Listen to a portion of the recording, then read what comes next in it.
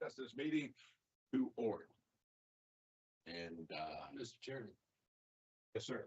Jason Robbins moved to recess the February 24th, 2026 Board of Adjustment regular meeting to reconvene at the Southport Fire Department Emergency Operations Center located on 1011 North House Street, second floor of the fire station. Have a second? Second. All in favor, signify by saying aye. Opposed, same sign. We are now moving to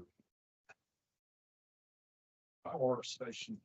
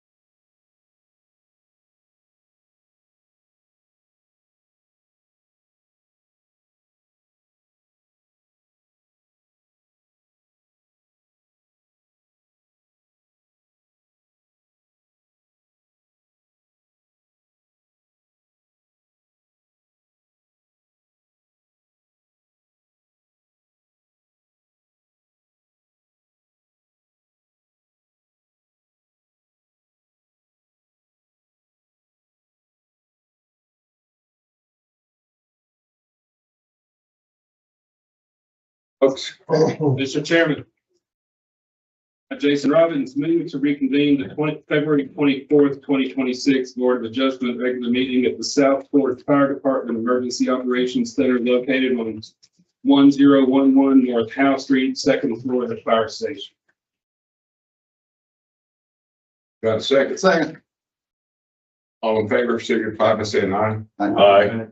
All opposed, same sign. Okay, motion carries.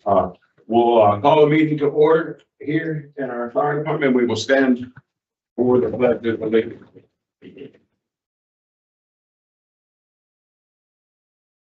Allegiance to the flag of the United States of America and to the republic for which it stands, one nation, under God, indivisible, with liberty and justice for all. Thank you.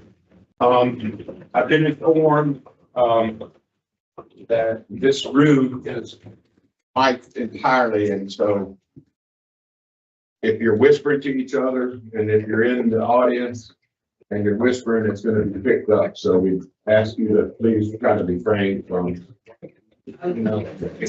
I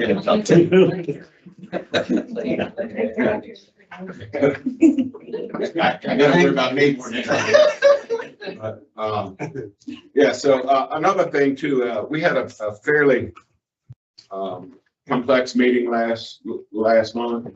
A lot of legal stuff going on, so we Jason and I did meet with our attorney and discuss some things, and one of the things that came out of that I just want to throw out here to you all is that based on that late filing that we had at the last meeting, I want to inform everybody that in the future, late filings may result in a continuation of the issue to a following meeting, and it will be based on the complexity of that issue. So we will have that right, and we'll exercise that right if needed.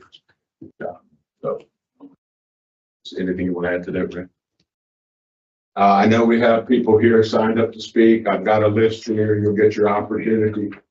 And so at the appropriate time. Okay, folks. Got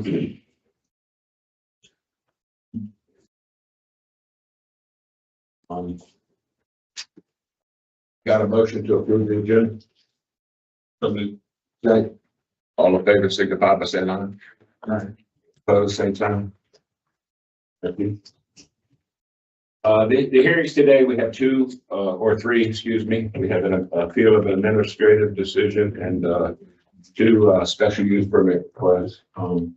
So the hearing tonight, the hearing is going to be a quasi judicial evidentiary hearing. That means that it is similar to a court hearing. State law sets specific procedures and rules concerning how this board must make its decisions. These rules are different from other types of administrative and legislative land use decisions. The board's discretion is limited. The board must base its decisions upon competent, relevant, and substantial evidence in the record. It is a decision constrained by the standards in the ordinance and based on the facts presented. You will be speaking as a witness. Please focus on the facts and standards, not personal preference or opinion. The meeting is open to the public. Parties withstanding have rights to participate fully. Parties are limited to the applicant, the local government, and individuals who can show they have standing and will suffer special damages. Special damages may include parking, stormwater runoff, crime problems, or property value impacts. Proximity alone is not enough to prove such. Other individuals may serve as witnesses when called upon by the board. General witness testimony is limited to the facts, not opinions. Individuals who are providing expert opinion must be qualified as experts and provide the factual evidence upon which they base their expert opinion. And I will stop right here. This issue of who has standing to speak at the meeting is one that always comes up. If you're going to be coming up here to speak, it's not about personal opinions. It's not about, whether you like something or like something. It has to be based in fact. If you're going to make claims about it'll reduce my property values, then you need to have an appraiser official. You can't just state that that's going to happen. It needs to be proof from an expert. So just want to make sure that everybody understands that that's kind of how we work with standing. In this hearing, we'll first hear from the town staff, then from the applicant and its witnesses, and then from opponents to the request. The applicant may choose to reserve time at the end for rebuttal. Parties may cross-examine a witness after the witness testifies when questions are called for. If you want the board to see written evidence such as reports, maps, or exhibits, the witness who is familiar with the evidence should ask that it be introduced during or at the end of his or her testimony. And I think, we, right now, if anybody on the board have any conflict of interest or any ex parte communication? Mr. Chairman, I will need to be recused from hearing 26-3. Okay. Yeah. And he's gonna recruit himself and I guess stay in the room. No, I'll leave. Okay. It's okay. I'm going to stay. Okay. All right, anybody else? And again, anybody need to sign up on the sign sheet, sign up sheet, we got 4 names on here. Okay, thank you.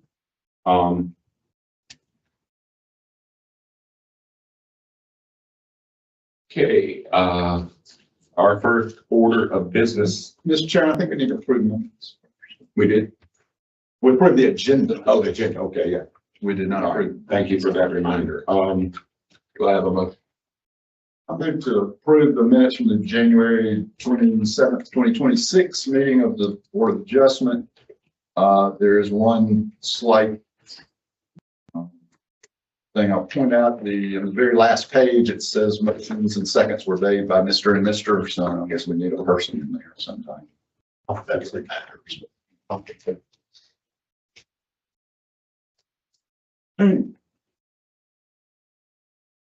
Okay, any other? Oh, get to the first. Okay. That's, Didn't get a second. Vegas. Rodney seconds. all in favor, signify by saying aye. Aye. Opposed, same sign. Mr. Chairman, Yes. abstention. Okay. Got one extension, so good to go.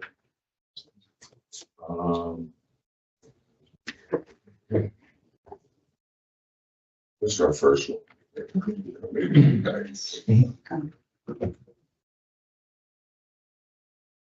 Our first case will be accessory dwelling at 306 West Moore Street. And who is representing? I mean, staff, please come on. Whoever.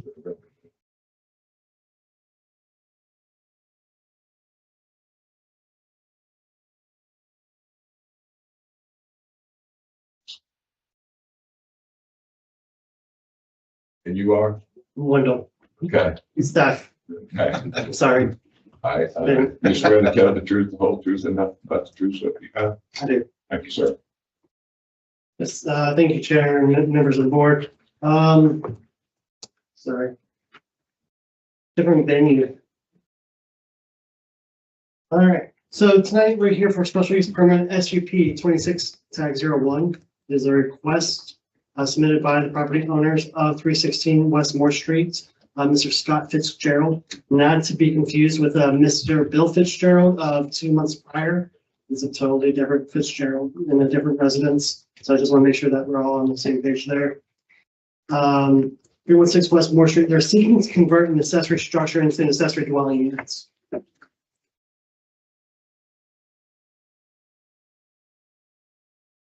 This slide shows both the aerial image of the lot as well as the zoning designation of it and the surrounding lots. For the record, the lot is approximately 8,200 square feet. It is zoned R10 and mostly bordered by R10 single-family residences, except for a BD parcel across from West Moore Street.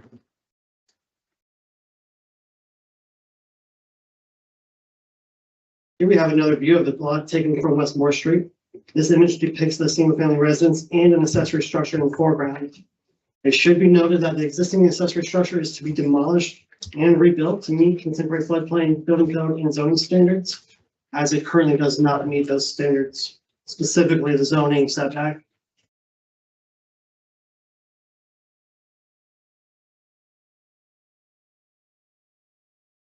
This slide depicts the this slide depicts the site plan of the existing SF single-family residence and accessory structure.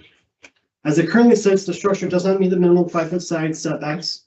Though the structure is legal non-conforming, general statutes and our UDO prohibit the increase of any non-conformity, which precludes turning this into an ADU.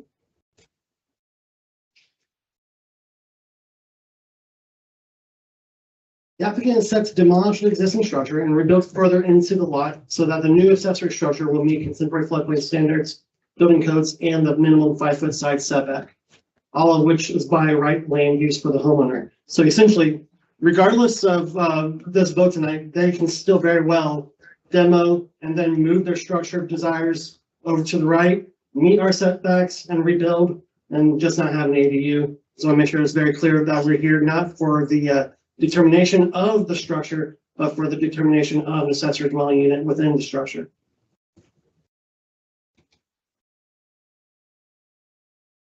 The applicant, excuse me, what is being requested of this board, however, is, I already explained that. Here's a rendering of the proposed structure's front and rear elevation. Structure is to have a max height of 27 feet measured from grade. And this is what the sides of the structure will look like.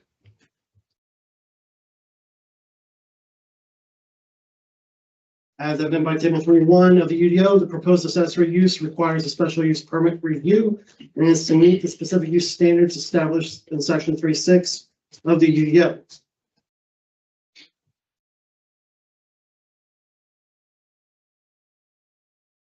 Said standards are here. I'll read them out to you. There's a total of 8 of them.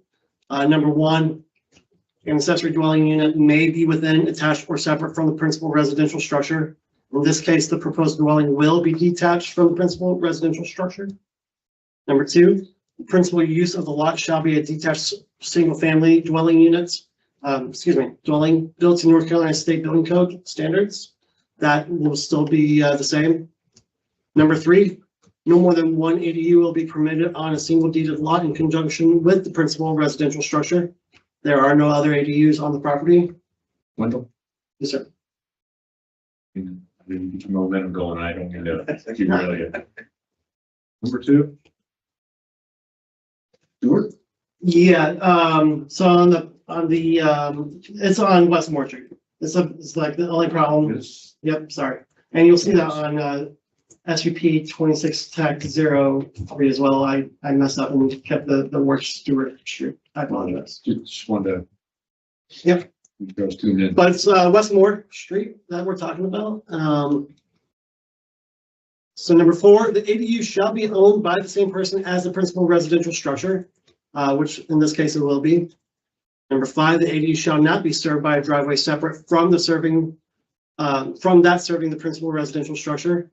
Essentially, they're going to be keeping the same driveway. It's not going to be a problem. Number 6, there shall be a separate parking space for the ADU subject to the off-street parking requirements. Parking space will be available on the driveway. Number 7, the ADU shall not exceed 800 square feet. And here they are proposing 530 square feet. That way they can keep the minimum 5-foot side setback. And finally, number 8, detached garages with a second floor accessory residential dwelling may not exceed ground level building footprint area of 530 square feet. It shall be constructed behind the front building line. All that is to say that the ADU is detached in less than 530 square feet. So it meets those standards. So in summary, the applicant is requesting of the board to be granted an ADU for a proposed accessory structure that they are going to be demoing and rebuilding, essentially. Currently, the structure doesn't meet our setbacks, therefore they can't get the ADU, so they will be demoing it and then rebuilding to meet our setbacks. That concludes my presentation. I can answer any questions regarding it or the staff report. Questions, Ben? So, Wendell, you made a point, I just want to be sure I'm clear on. In order, because this existing structure does not meet the conforming standards, it can't get an ADU as is. Yeah, But they have the right to rebuild it if they move it within the, if they tear it down and move it within the setbacks and according to code, and all that. Correct, yes, sir. And so it seemed like there was a hair split here on whether we're approving the proposal for the ADU or just proposal for using part of a by right structure as an ADU. No, I apologize if that wasn't clear enough. So basically, you guys are just voting on allowing their proposed structure to be an ADU. That's it. And it meets all of the standards. Exactly. Now, I am not of the board. I'm not here to tell you conditions. I wanted to make a point so that if you chose to make a condition of approval, it would be based off of your conditionally approved pending building code. You meet all the new building standards, setbacks, floodplain, all that stuff. So that's why I painted that picture. It's just so that you guys could make that condition if they were your choice. It's clear to me now. I appreciate that. Any more questions, Lynn? Okay, thank you, Lynn. Do we have, someone from the applicant to speak or have anything they need to say? I don't have anything really to say. Go for it. Oh, sorry.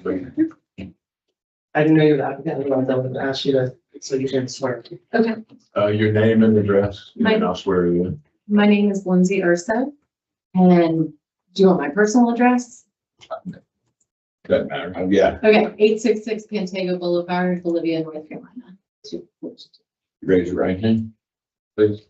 Swear to tell the truth, the whole truth, and nothing but the truth. That'll be done. Mhm. Thank you. Basically this unit, it's, the owner wants it just to be a really cool guest room. It's never gonna be considered as an Airbnb or anything of the sorts. He plans to build it just like the house. He wants to keep all the similar features, and stay in compliance with everything, the windows, the doors, everything will be the same. The only nuances were, in that square footage that we provided, the steps and landing were not included in that. That's all. I'm speaking to. Questions up front? We're actually flipping the garage in. No, if I'm reading these drawings correctly, it looks like the garage is now 180 degrees opposite where it is today. Thank you. Right.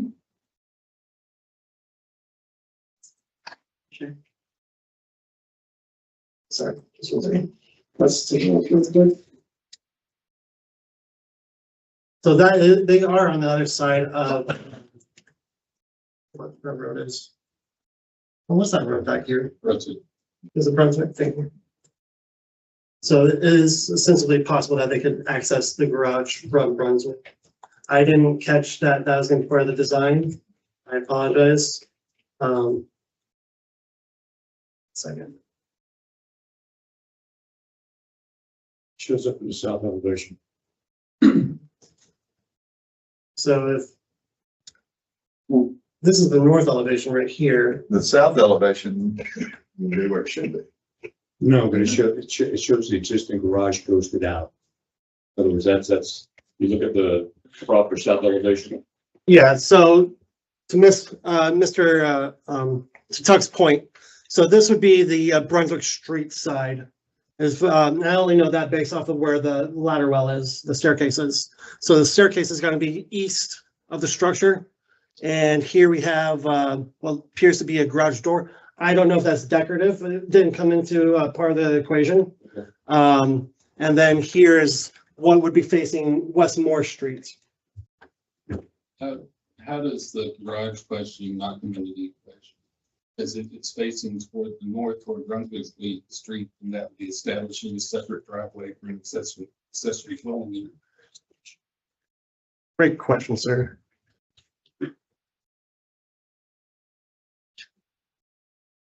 I would say it's one continuous driveway.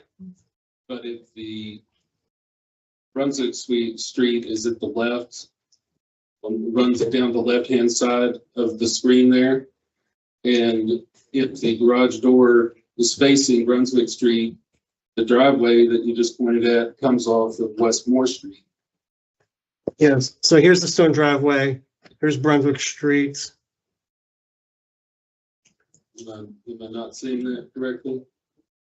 That there's another drive, and the driveway for the main house comes off of Westmore Street?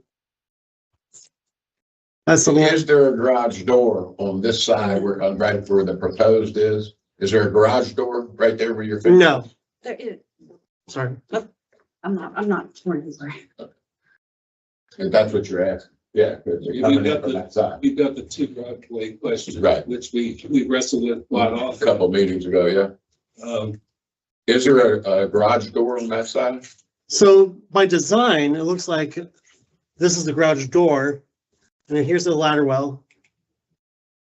And that faces. So if the ladder well is right here, that would tell me the garage door is right here. If that's a garage door, then it does face Brunswick Street. It does. Create another driveway down the road, or is that part of the? I don't think it creates another driveway. How does it not create another? Particularly with garage doors. That's paved. Stone. It's stone. Well, it's already a driveway.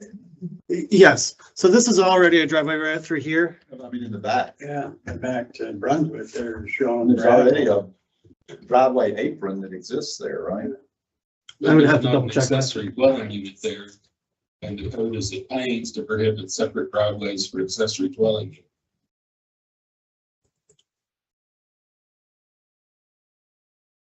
So, yeah, we'll look into that real quick. Well, that may impact our decision. Well, it begs the question of whether this is the appropriate format of a request that it should move forward with variance. Man, I mean, is the intention to use from the backside as a driveway So I was into told, the building? that we were using the existing driveway. That no additional driveway will be added to it. But is there an existing driveway that leads to that new building now? I will have to, I'm sorry, drive now. There's an existing drive now. So how does that impact the request versus the UDO and? So the request remains the same, asking for the ADU. I don't think that changes. Let me go back to the numbers.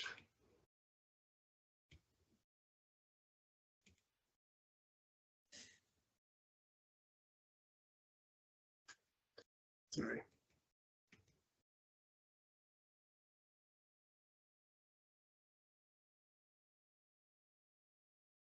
Do you have that picture from the back?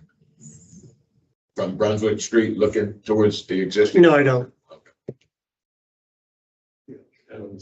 So, The aerial shows existing. yeah, let me show you the aerial. Matter of fact, I'm reading it right.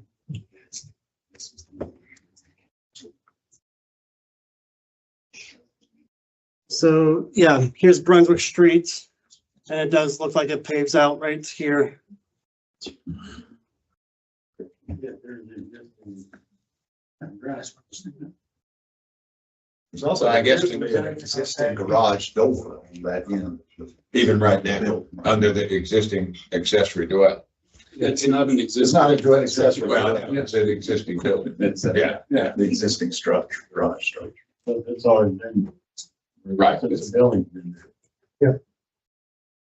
So do you see that impacting the request based on no separate driveway for accessory dwelling?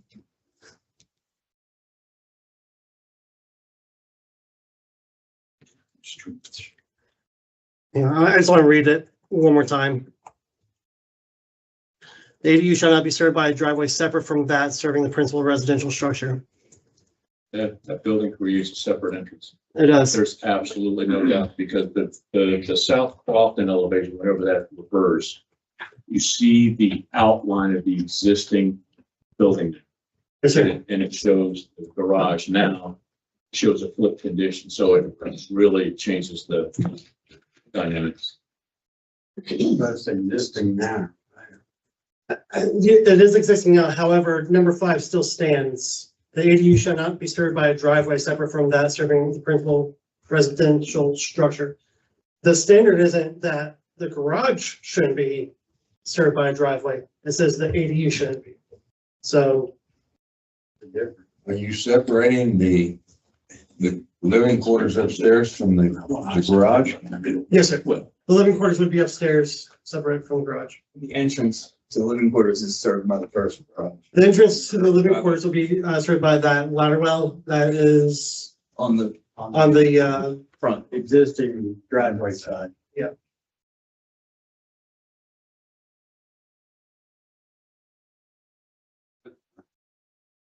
Need to hear more about how this driveway that's approaching the garage underneath an accessory dwelling unit wouldn't serve that unit. I don't think that's something I can argue. Okay. So do we- I keep reading number 5, and it sounds like we found an issue that I didn't catch earlier. Would it be? Mr. Chairman, may I make a motion? Sure. I'd like to move that we table this matter and refer it back to staff for further review with the applicant. Do I have a second? Second. All in favor signify by saying aye. Opposed, same time. No. Got a no here. Right, motion carries.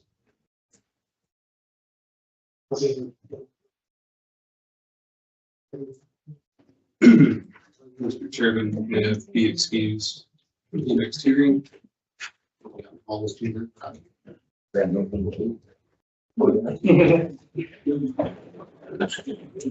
All right, I guess we, motion carried to continue.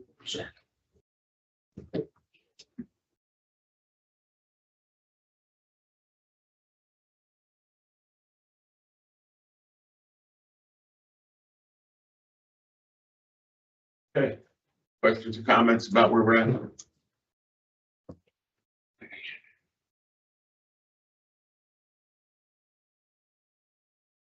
Our next application is 2603 for another accessory dwelling unit and staff.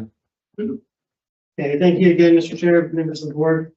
Special use permit 2603 is a request made by the property owners of 508 West Brunswick Street.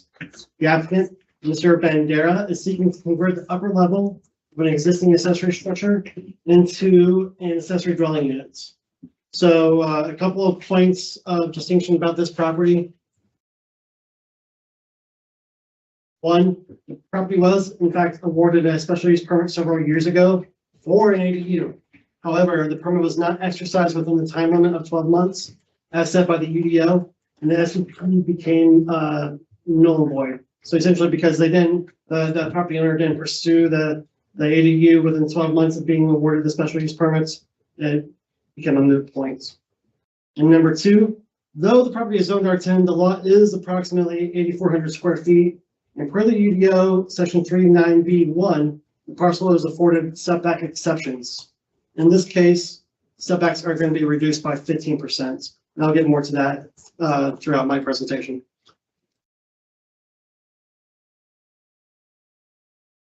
This slide shows both the aerial image of the lot as well as the zoning designation of it and the surrounding lots.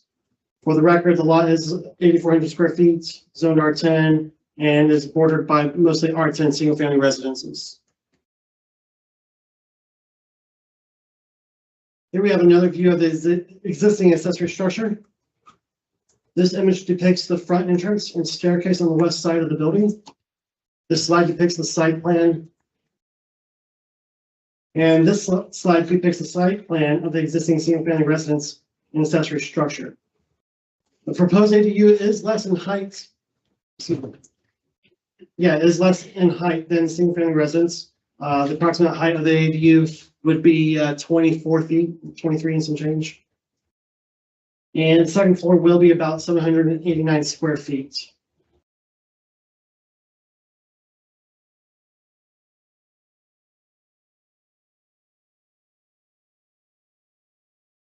Here's a rendering of the proposed structure's front and rear elevation.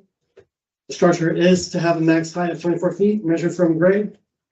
And This is what the sides of the structure will look like.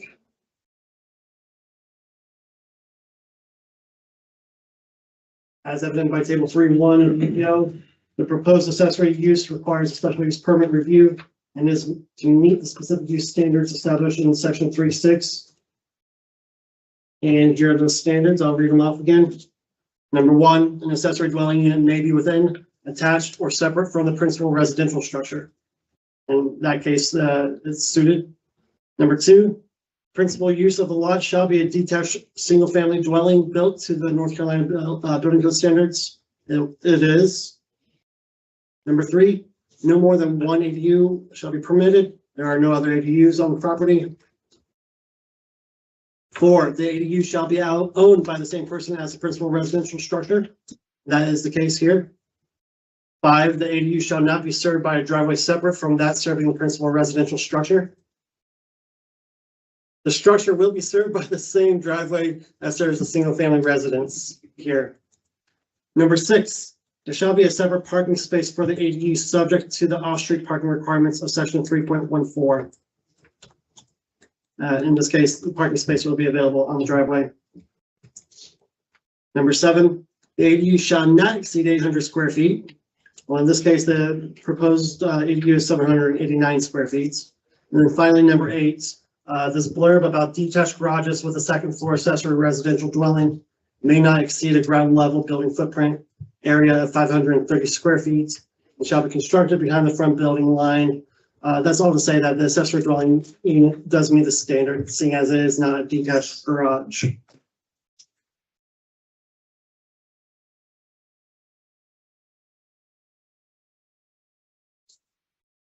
In conclusion, the special use permit seeks approval for an ADU that is 789 square feet and is on the upper level of the detached garage or structure, excuse me. Staff find that the application is complete and that the applicant's proposal meets all the residential accessory dwelling unit standards established in the UDO. I can answer any board questions regarding it or my presentation.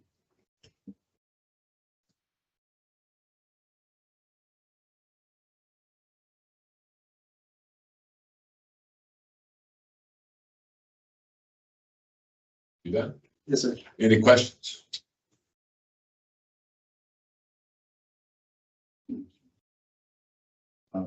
Chris, would you like to come on? Representative Young? Yeah.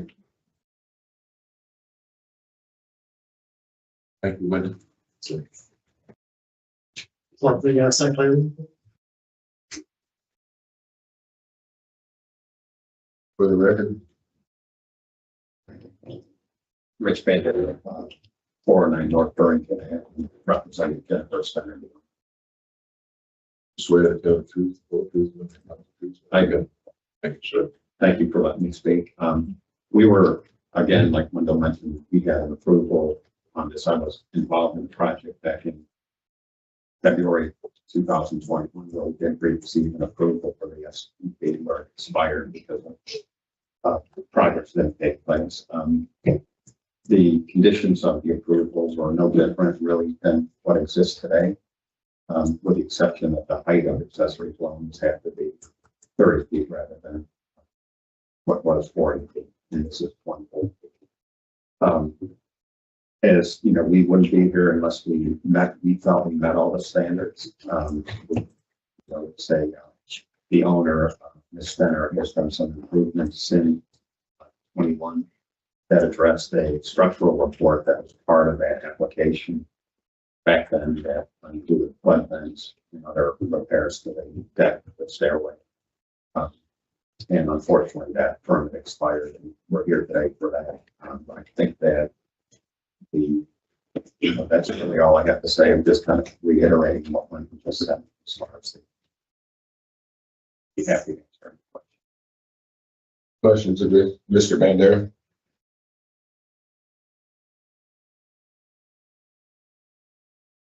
Question?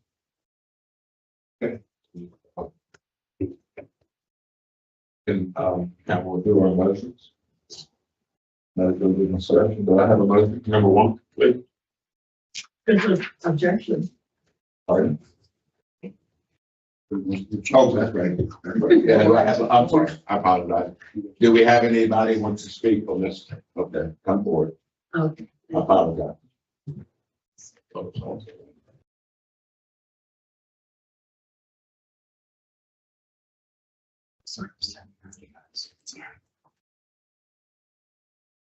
And she said right here, hang on just a second. The building is mine. I mean, this room is mine. Okay, thanks to, Yes, sir. spinal surgery, last year. I can't stand for more than about 5 minutes. And, And you are, guys for the have to record, pick me please? up off the floor. So can I sit here? Please. All right. You can For the swear in. record, who are you? My name is Jane Lo Davis. I live at 504 West Brunswick Street, immediately adjacent to the Appleton property. I've lived there for 14 years. Raise your right hand, please. Swear to tell the truth, the whole truth, and the true stuff you got. Yes, I do. Thank you, man. Take a look at it. My lovely assistant will hand out some a packet of